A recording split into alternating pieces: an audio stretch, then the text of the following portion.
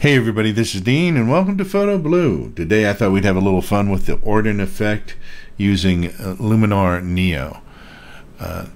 Now what we're going to do here is actually kind of use the Orton effect, and in order to really use it or adjust it to the way we kind of like, or to customize it, we need to know the way it works.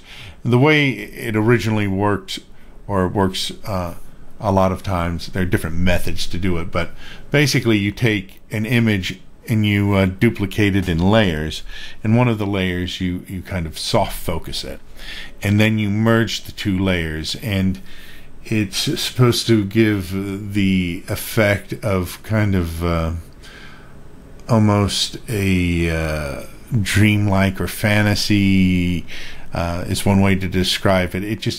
It gives an interesting effect, and we'll see what that kind of looks like. But so starting off, we're going to just go over here and we're going to duplicate this layer, and so the bottom layer we're going to leave as it is pretty much, and the next layer we're going to make it soften the focus. And then we're going to merge the two layers, and we're going to see how you can kind of customize a lot of this stuff and you know, fine-tune it basically. So if we go down to glow right here, you may have messed with the glow before.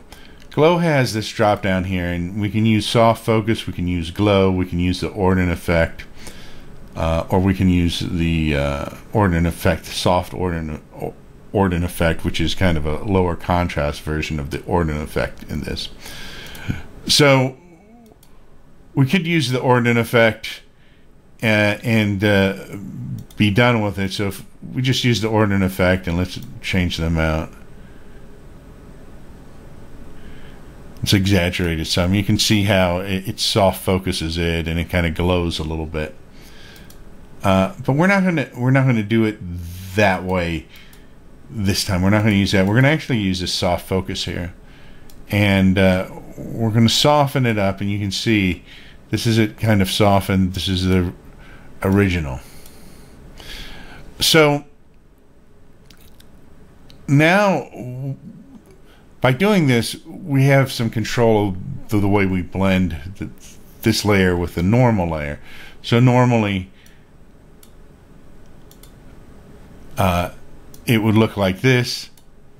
This is the soft focused version, and so we're going to go up to layers here, and we have this opacity right here, and so if we lower the opacity, it kind of adjusts the effect. So the effect is kind of on top of the regular image. This is with the opacity is 0, so this is what the regular image looks like, and so we can adjust that, which is kind of nice initially. But there's more we can do with that. For example, right here it says normal. These are all the different ways you can blend the two different layers, and depending on what layers you are merging, some of these work better than others. So it's always good to kind of try out these different things. We're going to use the lighten merge right here, and we can adjust this right here. I think we want it right around here. So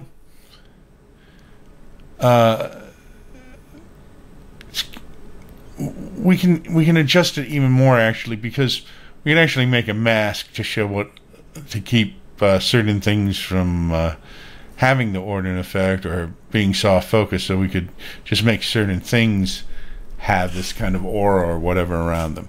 But we're going to turn off this layer for a minute. We're going to hide this layer, and we're going to go down to the original layer here, and I am going to go to sky right here, and I'm going to add a different sky in, because the sky is very gray and kind of plain in this photograph. So let's pop up the sky here a bit.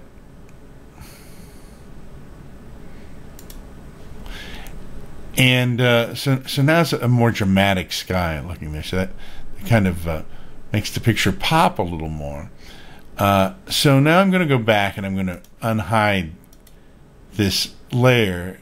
And if we mess with the opacity again,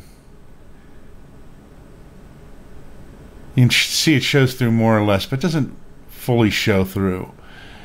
And so what I want to do is I'm going to go back to this upper layer, and I'm going to go to sky, and I'm going to put the sky replacement in there. So we're going to go to here.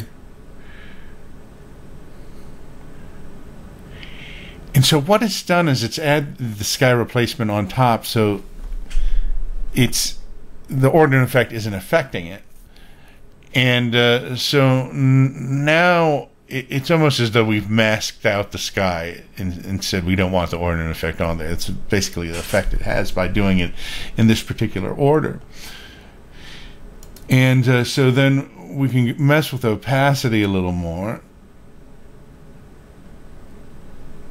See, that seems a little bit much to me, so we're going to bring it down a little bit.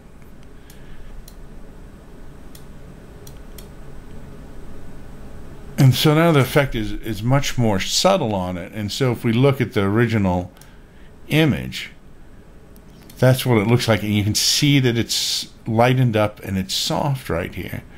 So we have this overall effect here that's much more subtle, and we can kind of control different aspects of it because we're using layers and we're also using sky replacement.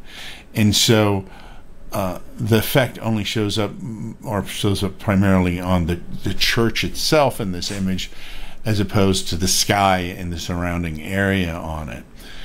And so that's one thing to consider when you're editing in Neo, different ways that you can use layers together in different effects, or even use the masking with each different effect so that you can kind of control what area is being affected, and it can make a great difference. And sometimes even just a little subtle things can make a big difference in the final photograph. And so if we go back and click on this, and this is what the original looks like again, and if you look at this area right here when I click it to original, because we have these shingles or tiles or whatever they are right here, and so you can see they're much more sharp and vivid here, and here it lightens them up, gives them a little bit of a glow, a soft focus. So we've totally changed the image by doing a few things with Luminar Neo and adding them together in a creative way. So that was some fun with the Orton effect. I'm